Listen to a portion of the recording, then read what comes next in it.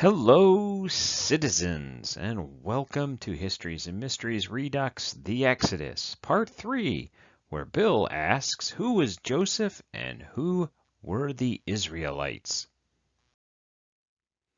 What is Histories and Mysteries Redux? I've taken some classes from the Histories and Mysteries series, and I'm rerunning them here on YouTube for you to watch. They are modified from their original content to make them better for this online environment. And in this case, the Exodus case, I have 9. Yes, 9 classes. So bear with us as we chug on through them. So let's pretend we're at church, at Sunday school. Grab your caffeinated beverage of choice. Pretend it's Woody's Fair Trade Blend. That's pretty good, Joe. Take a seat in the back of the classroom in good Presbyterian fashion. Look to the whiteboard for the terrible dumb joke. There it is at the bottom. Yeah. Yeah. Sorry about that. And because this is a Christian education event, we need to have a passage. So this is the passage today. This is from Hebrews 11. By faith, Abraham, when put to the test, offered up Isaac. He who had received the promises was ready to offer up his only son, of whom he had been told, "It is through Isaac that descendants shall be named for you." He considered the fact that God is able even to raise someone from the dead, and figuratively speaking, he did receive him back. By faith, Isaac invoked blessings for the future on Jacob and Esau. By faith, Jacob, when dying, blessed each of the sons of Joseph, bowing in worship over the top of his staff. By faith, Joseph, at the end of his life, made mention of the exodus of the Israelites and gave instructions about his burial. That's Hebrews 11, verses 17 through 22. This is the much dreaded agenda. We're going to go through the opening prayer. We're going to talk about the greatly feared schedule. We're going to do some caveats and disclaimers. We're going to discuss sources and stuff related to historical sources. And then we're going to talk about the patriarchs, Joseph, and the Israelites. So here we go with the opening prayer. If you know it, say it with me. Dear Lord, even though Bill is teaching us, may we please learn something of value. Amen. This is the greatly feared schedule. This is the third week or the third session. So with the introduction section, we talked about basic Egyptian history in week 2. This is week 3. Who was Joseph and who were the Israelites? On to caveats and disclaimers. If you've not figured it out yet, the goofball teaching this class may not know what he's actually talking about. He at least tries to be honest about it. Please remember that we're dealing with issues of faith and interpretation that must be respected here. There are alternative points of view. There are no alternative facts. Sadly, and I know this just breaks your heart, there will not be any geology in today's presentation. Makes me sad. And finally, remember, for the purposes of this class, when we talk about traditional or traditional history, we're referring to religious tradition or religious texts. For example, we'll be talking a bit today about Abraham's father, who according to Jewish tradition was an idol maker in Ur, even if that specific occupation isn't described in our Old Testament. Conventional history is based on our current academic consensus. Now, I use these terms for my class. Other people will use these terms in different ways elsewhere, but at least for this class, traditional is based on religious tradition or religious texts, and conventional is current academic consensus. Sources. I'm pulling from The Miracles of the Exodus by Colin Humphreys, The Parting of the Sea by Barbara Silverson. For basic Egyptian history, I am pulling from Bob Breyer's excellent The History of Ancient Egypt, found on the Great Courses. And for material relating to the new chronology, the books by David Rawl, and you can find his videos on various YouTube or streaming services. Some themes and concepts we need to talk about: relative time versus absolute time, primary source versus secondary source, and what primary sources are relevant to the Exodus. So relative time versus absolute time. Relative time is placing the events in sequence or order of events. Archaeologists, like geologists, when they're doing excavations, work off the concept of superposition. Think of it as a giant pile of papers that's been accumulating on your desk.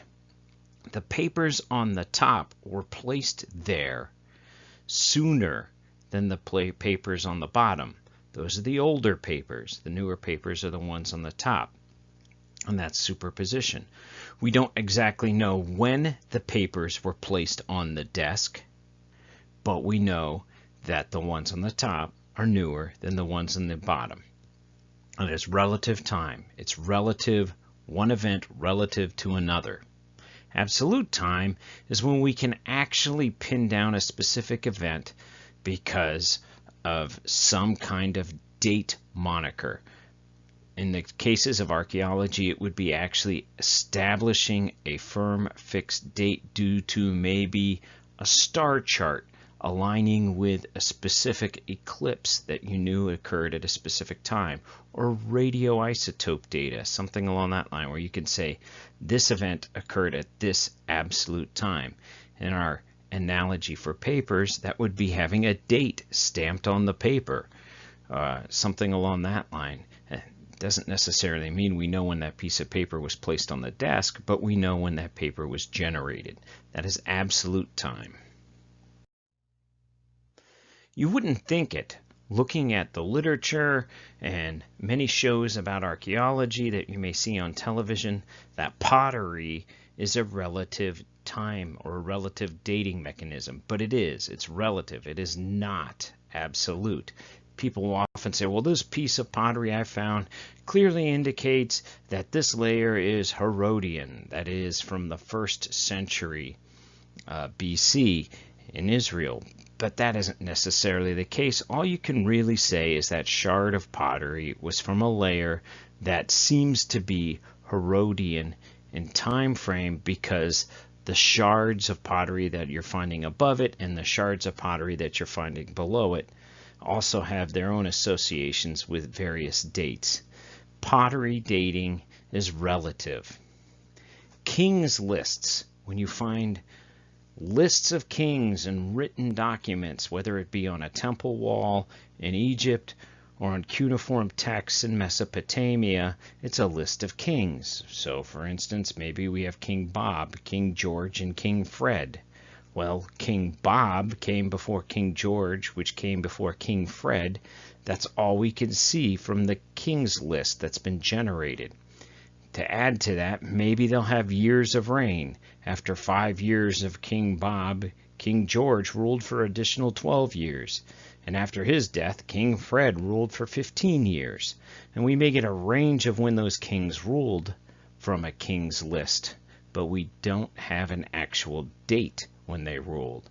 They just assume that somebody reading these texts later will have some sense of when these events occurred, because that's relative to when the actual text was placed on the wall or on the cuneiform tablet. Radioactive isotope dating, on the other hand, like carbon dating, is a absolute date. Just keep in mind that those radioisotope dates have a margin of error that should be published with them. Well, this is 5,000 years old, plus or minus 150 years. And care has to be taken when collecting samples for radioactive isotope dating to ensure that the samples are not contaminated.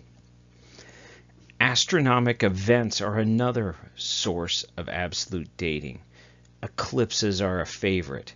If you can find a record of a specific eclipse occurring and backtrack using plain old mathematics and physics to when those eclipses occurred, you can actually build a good case that that eclipse occurred at that date at that location.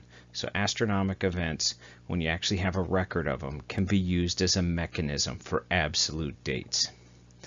Finally, if you ever find a coin and it says 56 BC, think about it. might just be fake. Okay, primary sources versus secondary sources. What are our primary sources for investigating the Exodus? Sadly, in 48 BC, the library in Alexandria, Egypt, burned to the ground, and an enormous trove of primary source records went up in smoke. They're gone, lost to us. We know that these records exist because other historic records refer to them, but the originals, it's, for example, Josephus is one of the historians we refer to. He refers to other documents created by earlier historians, so we know those documents existed. We can even get a sense of what those documents said because Josephus tells us what those documents said, but those primary sources are gone. So because of this fire, we actually have no primary sources that we can rely on in terms of the Exodus. We have later historians, secondary sources, Herodotus of the 4th century, who visited Egypt as a tourist and heard all kinds of stories. Manetho, a historian of Egyptian history, who lived in the 3rd century BC. His writings no longer exist. It probably went up in smoke in the fire at Alexandria, but he's referred to by many other later historians, including Josephus, the 1st century AD, who, because he was a Jewish historian, spends a great deal of time describing how he believes, or aligning what his beliefs are in terms of what the Exodus is and history as told by previous historians. None of these are primary sources. All of them are secondary sources. They weren't there. They're just reporting on what other people had seen or recorded. So what primary sources do we have? Well, some people would argue that the walls of Egypt are a primary source. All of that Egyptian writing, all that graffiti on the temple walls, a lot of it's propagandistic, written by the various pharaohs of the days, talking about the great deeds that they had accomplished. But that could be considered a primary source for that time. There are problems with Egyptian wall art, though. Translation is a major issue. Now, we understand how to read ancient Egyptian hieroglyphics. That code's been cracked. But still, sometimes an ancient hieroglyphic will refer to a city. It'll give it a name that we can pronounce and spell out, but then we have to make a guess as to what city it's actually referring to within a modern context or our understanding of what these cities are. And other issues are related to propaganda. These walls are put up, a lot of these graffiti on the walls are put up by pharaohs, proclaiming their greatness. And as a result, they're propagandistic. They're propaganda supporting the image of that particular pharaoh. And as a result, maybe not the most trustworthy of sources. Alteration. Many pharaohs have problems with previous pharaohs and make an effort to obliterate and remove the previous pharaohs from the walls. And as a result, there's a revise or a revision of history. And then, of course, many of these walls get damaged and we just have incomplete texts. So the Buba State Portable, which records the conquests and military campaigns believed to be around 925 BC of Shoshank I. Portions of those walls have been interpreted differently over time, and many portions of the wall are missing. In fact, the wall at one point in time was knocked down and it had to be reconstructed like a jigsaw puzzle. So there are portions of the wall that's missing. Egyptian papyrus is another source. Now, Egyptian papyrus is made up of actual reeds smashed together, interwoven to each other, and it forms a form of paper. It is far more durable than the paper we use now. If you are actually to see Egyptian papyrus, you can actually make papyrus now if you got the right kind of stuff. You notice how thick and substantial this material is. But having said that, it is still an organic material that is subject to decay over time. And so as a result, you're just not going to have as much written records on papyrus as you would those on stone. As a result of this decay, degradation, ancient scrolls are often incomplete, or just all you find are shreds and tatters. Translation can be challenging.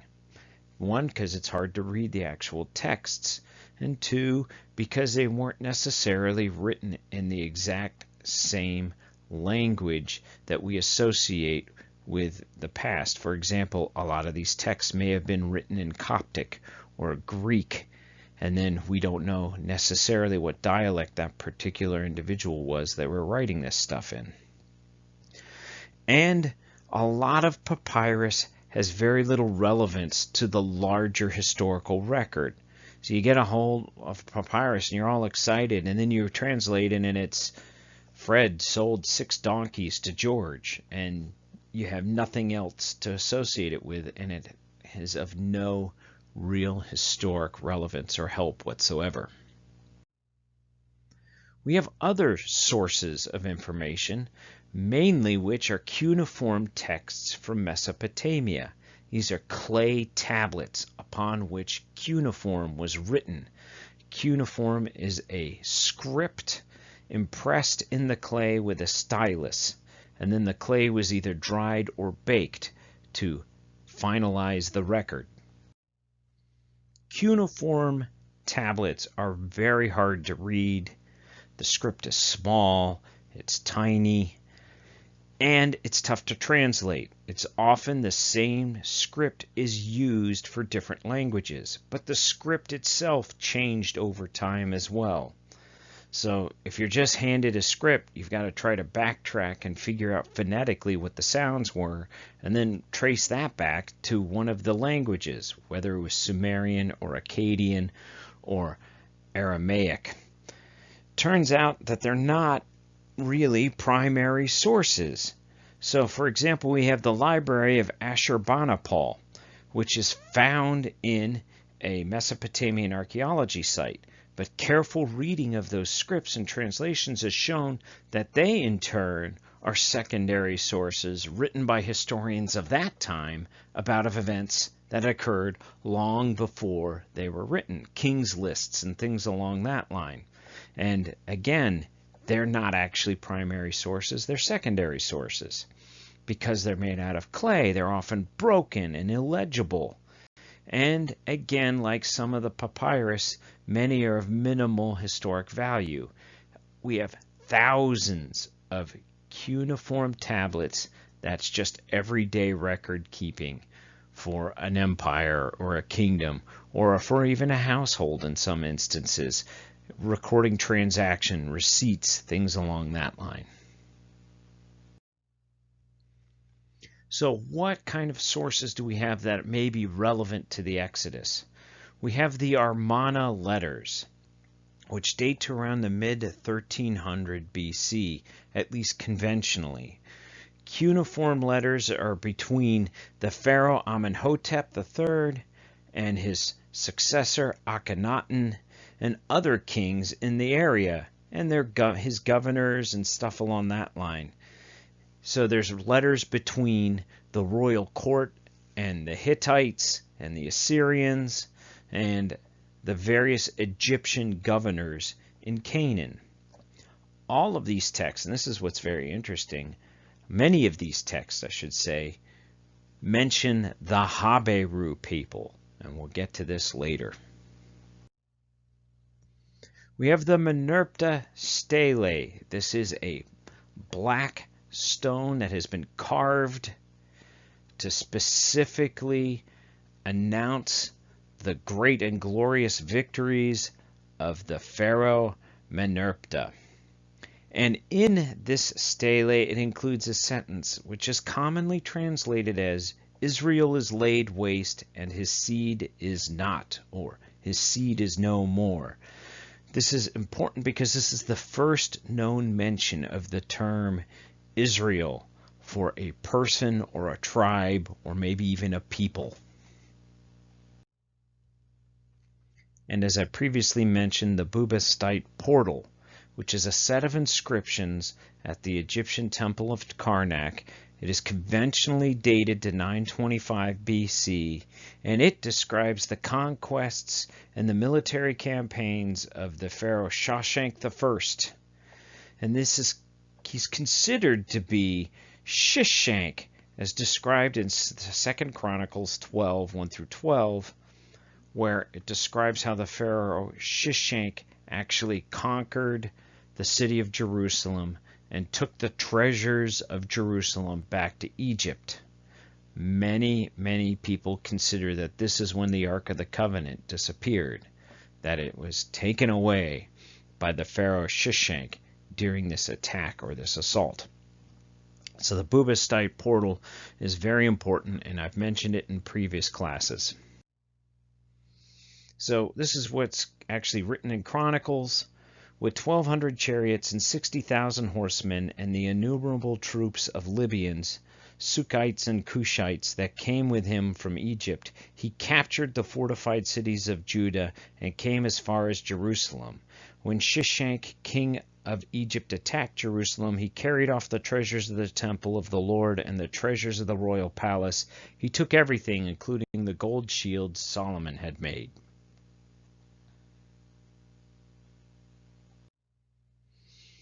Another interesting text we have that goes back to around, conventionally at least, is dated to around 1800 BC is the Ipoir Papyrus, which is a poem that details the complaints of Ipoir. That's about all we know, is Ipoir is his name. And he complains that the world has been turned upside down, that a woman who had not a single box previously, such as a slave, now had a furniture, and a girl who looked at her face in the water now owns a mirror, while a rich man is now in rags. And Ipoir demands that the Lord of all, a title which can be applied to the king or the pharaoh or maybe the creator sun god, should destroy Ipoir's enemies and remember his religious duties.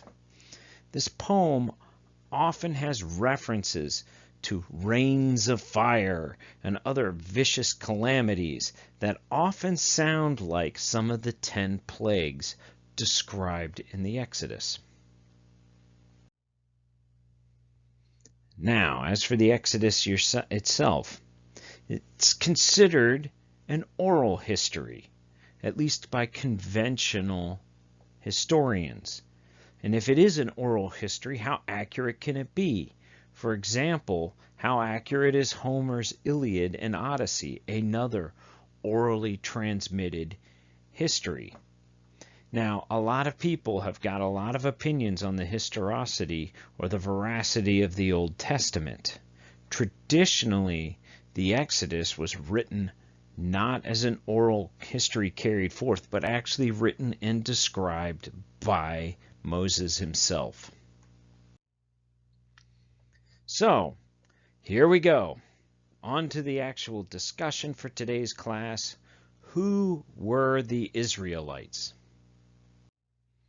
Tradition says that Abram, son of Terah, came from Ur. Terah, according to Jewish tradition, was an idol maker in the city of Ur of the Chaldeans. Now everyone associates this with the city of Ur in Sumeria, in now what is modern-day Iraq, and that Terah took his family away from Ur, and then Abram, after Terah died, Abram took his family and became a semi-nomadic herdsman in the land of Canaan. And tradition says that this occurred roughly around 2085 BC, using the Bishop Ussher chronology, which I've described in previous classes. What does the archaeology say to support this narrative? Well, we happen to know that there are household idols in Mesopotamia. that somebody was making clay idols to be used in household shrines within the Mesopotamian world. So somebody had to be an idol maker. We also know that in the time of around 2000 BC, there were many, many people in the Mesopotamian world who did not speak a Sumerian language, but spoke a Semitic language. For example, the main language of international diplomacy and trade was probably Akkadian, which was a Semitic language. So in that sense, the archaeology supports that there must have been somebody, or could have been somebody, in the city of Ur who made idols and spoke a language that was Semitic.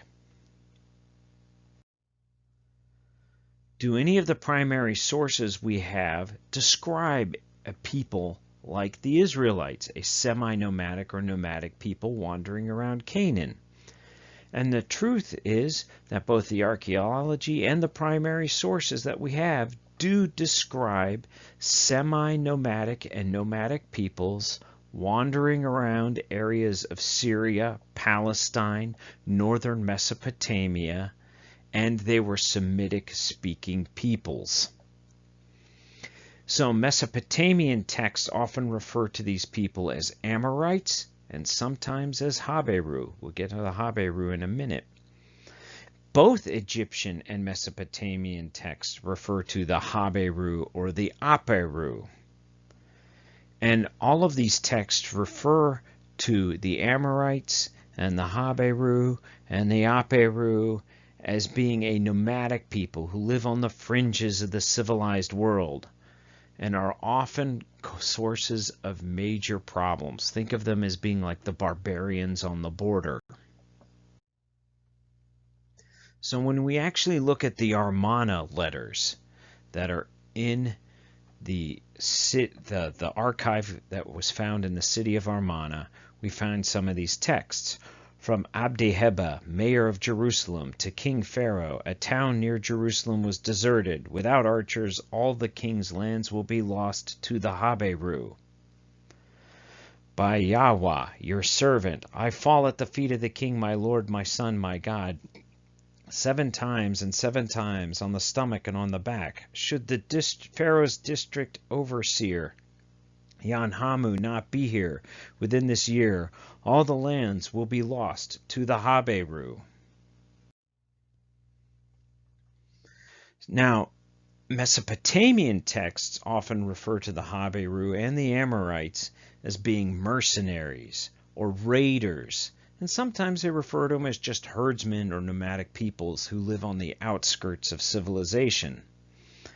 But the term is often derogatory, like we often use the term barbarian to indicate an uncivilized, murderous type person or persons. Now, are the Israelites capable of war? Were they a warlike tribe of nomadic people? Well, you could interpret it Genesis as saying as such. This is from Genesis 14. When Abram heard that his relative had been taken captive, he called out the 318 trained men born in his household and went in pursuit as far as Dan. During the night, Abram divided his men to attack them, and he routed them, pursuing them as far as Hobah, north of Damascus. He recovered all the goods and brought back his relative Lot and his possessions, together with the women and the other people. So it sounds like the Israelites are capable of war. Now, if you ask conventional historians what they think, well, you're going to get a mixed response. So conventional thought ranges from the Hebrews were a group of Haberu to there is no connection of all, or to no, there's definite connection between the name Haberu and Hebrew. What's my opinion? My worthless opinion is that the Israelites were one of the many types of people described as the Amorites in various Mesopotamian texts, mostly because we happen to know that the Amorites spoke a Semitic language. Did people like the Israelites actually live in Egypt? And the archaeology is actually yes, absolutely. Traveling Asiatic people are depicted in the tomb of Khnumhotep II, a royal official from the 12th dynasty who ruled around 1880, which would be close to the traditional date of Joseph, showing groups of Semitic-speaking Canaanite peoples coming into Egypt. They're dressed in different clothes than the Egyptian officials who are processing them, kind of like immigration, and allowing them in. Other evidence. When you look at Egyptian records, you will find records of Egyptian slaves and prisoners who have Semitic-sounding names. Also, in the intermediate periods, and again, go back to the last class where we talk about the different intermediate periods, Egyptologists commonly believe that the 14th dynasty, which ruled maybe around 1805 to 1650 BC, there's a lot of debate about those dates, were the pharaohs of Canaanite Semitic-speaking descent who ruled the Egyptian delta, which includes the land of Goshen. We know almost nothing about these pharaohs, and the only reason we think they might have been Semitic-speaking is we can get their names off an occasional cartouche that you find here and there, and those names are Semitic-sounding. We believe that their capital was in Avaris in the land of Goshen, which is at the exact same location as Pi Ramses mentioned in the Exodus. So where is Avaris? Well, give me a minute here while I try to make this little button work. Avaris is right here. Here's the Egyptian delta, the triangle of the delta. Oh yeah, that's smooth. And right here is Avaris.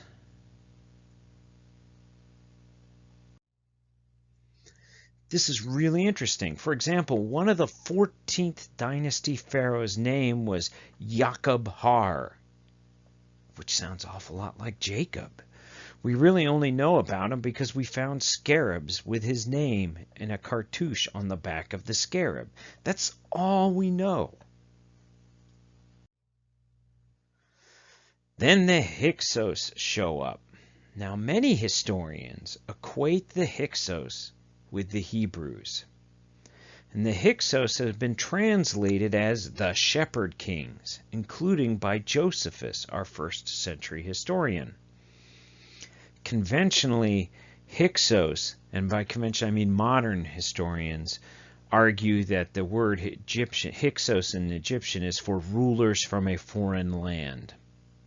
The Hyksos were able to establish an independent kingdom in Lower Egypt, that is again northern Egypt, or the land of Goshen. Remember, in Egypt, the northern lands are downstream. The Nile flows to the north, so that is Lower Egypt. The Hyksos were able to establish their own kingdom there for a time, and that is the 15th dynasty, their Hyksos rulers. And again, Avaris apparently was the Hyksos capital, as well as the capital of whoever these Semitic pharaohs were in the 14th dynasty. There's a lot of argument amongst modern historians as to who were the Hyksos. Based on some of the artwork that you can actually find at Avaris, some argue that the Hyksos were Minoans, the same people who lived in Crete. We created Minoan artwork. Others argue that they were sea peoples. Then there's a huge amount of argument as to who were the sea peoples, the Phoenicians or the Mycenaeans even, the same kind of Greeks who attacked Troy in the Iliad. The Hyksos had their own pharaohs. Some believe, in order to make the traditional timeline of the Exodus work, that the Hyksos pharaohs were the ones who invited the Hebrews into Egypt. In other words, that whole story of the Joseph and his coat becoming a slave to Potiphar and his wife, and then he becomes a official to the pharaoh was during this 15th dynasty, and that pharaoh was a Hyksos pharaoh. And that would explain why 400 years later, during the traditional time of the Exodus, later pharaohs did not know of Joseph. So what do we know about Joseph? Well, according to the Old Testament, he was a bigwig, a top official. So surely he shows up somewhere in Egyptian histories. And the answer is no, he does not. Now, if you went into Google and typed in who is Joseph or what person in Egyptian history would be Joseph, you might come up with some people who argue that Joseph is the same as Imhotep. Imhotep is a very important figure in ancient Egyptian history, and he was the second in command under the third dynasty pharaoh of Djoser. And he's very famous because he is the one who actually developed and built the first pyramids. So he's the architect of the first pyramids. And according to Egyptian tradition, he's also a polymath and a genius. He was dabbled in all kinds of stuff. And to such a degree that he's actually treated as almost like a saint by later Egyptians under their traditional religious system. You could, if you were ill, you would make a pilgrimage to Imhotep's tomb and offer a sacrifice, often a cat, which is then mummified, to his tomb. And so we find in places near where we think Imhotep's tomb is, entire excavations of the remains of hundreds and hundreds of mummified cats. Now, keep in mind, though, Imhotep lived around 2660 BC under conventional chronology, which is centuries before anyone even imagines that the Israelites ever came into Egypt. So in that sense, Imhotep just can't be Joseph. Now, when you look at the documentary Patterns of Evidence, which I mentioned in the source material, there's a detailed description of a pyramid-shaped tomb on the grounds of a prominent house or mansion in Avaris. There are 11 other tombs in the same compound, according to this documentary. And so the people who were doing these excavations, some people argue that this pyramid-shaped tomb is Joseph's tomb. They argue this because, unlike the other tombs, this one is actually a pyramid, as the others are not, and it contains the statue of a non-Egyptian official wearing multicolored striped robes. Do we have any other clues about the potential who is Joseph type thing? Well, Bar Yusuf is a waterway built by the pharaoh Amenhotep III around 1860 to 1814 BC. It is a parallel track that allowed and diverted portions of the waters of the Nile to be diverted into a lake or a reservoir, to be used for flood control and to be used as irrigation to help smooth out the water supply throughout the year. And the reason it's called Bar Yosef is because under Arabic tradition, that canal was built by Joseph to help prepare for the upcoming famine. So let's talk about this pharaoh, Amenhotep III. He was a powerful pharaoh whose rule is often described as being the height of the Middle Kingdom. There's some historical evidence that indicates that under this pharaoh there was a considerable consolidation of political and economic power under this pharaoh at the expense of the political and economic power of the local governors and aristocracy. More property and more economic influence was drawn in under the reign of this pharaoh and put into the hands of the pharaoh, a more centralized government. It turns out that we actually know the name of one of Amenhotep III's viziers, that is Keti. And according to various Egyptian histories, he impoverished his associates for the benefits of others. We also happen to know the name of several of Amenhotep III's other officials. None of them can be linked specifically to Joseph. Why? Why do we have such few records from this time? Well, the Egyptian Nile is not good for archaeology. The area where the Israelites were supposed to be located is the land of Goshen within the delta, and that is an area prone to annual flooding.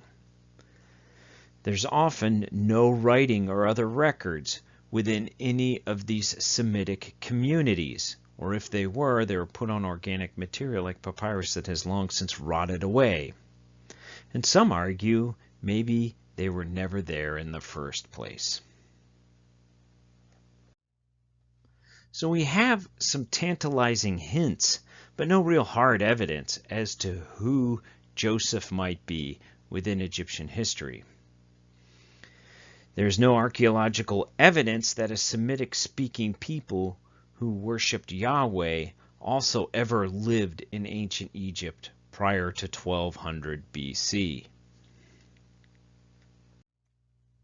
So looking at the various sources of information that we have, both history, archaeology, and biblical, what have we learned? Well, archaeology doesn't necessarily disprove that the Israelites came into Egypt, nor does it support any real evidence that proves that the Israelites came to Egypt. So as a result, it's still up to conjecture. So what have we learned? Let's ask this cat. Maybe he knows.